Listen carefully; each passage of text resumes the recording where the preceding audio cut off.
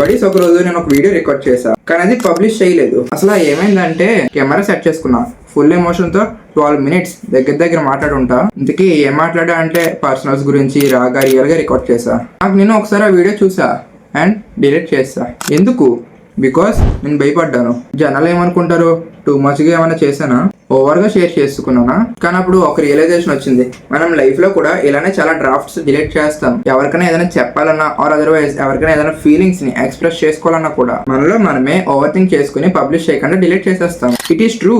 Yes, of course. Life లో మన గురించి మనం ఆలోచించినట్టు మన గురించి ఇంకెవరు ఆలోచించరు. బికాస్ వాళ్ళ లైఫ్ లో వాళ్ళు బిజీగా ఉంటారు కదా ఓవర్ థింక్ చేస్తా. ఇది మీకు ఆల్రెడీ డే 38 లో చెప్పా, మీరు కానీ చూడకపోతే ఒకసారి చూసి వచ్చేయండి. మనం లైఫ్ లో చేయాల్సిన పని షెడ్యూల్ చేస్తాం ఆర్ డిలీట్ చేసేస్తాం. అండ్ యు నో వాట్, ఆ షెడ్యూల్ చేసింది ఎప్పటికీ పోస్ట్ అవ్వదు. ఫైనల్ గా నేను మీకు చెప్పేది ఏంటంటే, మీకు నచ్చినా నచ్చకపోయినా కూడా ఏమనిపించినా కూడా మీరు చేయాలనుకున్నది చేసేయాలి అంతే. నేను కూడా ఆ రోజు డిసైడ్ అయ్యా, no matter anybody things about me. మీకు ఆ వీడియో నచ్చితే ఓకే, ఆర్ అదర్వైజ్ మీకు నచ్చలేదంటే నాకు ఎక్స్పీరియన్స్ వస్తుంది కదా, నాకు తెలుస్తుంది మీకు ఏది నచ్చుతుంది ఏది నచ్చట్లేదు అని. అప్పుడు ఎలాంటి కంటెంట్ చేయాలో ఎలాంటి కంటెంట్ చేస్తే మీకు నచ్చుతుందో నాకు తెలుస్తుంది కదా. మరి అసలు అప్లోడ్ చేయకపోతే ఇవన్నీ ఎలా తెలుస్తాయి? బడీస్, మీ లైఫ్ లో ఎన్ని డ్రాఫ్ట్స్ డిలీట్ చేశారు అనేది మ్యాటర్ కాదు. ఇప్పుడు ఇంకా ఎన్ని డ్రాఫ్ట్స్ డిలీట్ చేయకుండా ఉంటారు అనేది మ్యాటర్.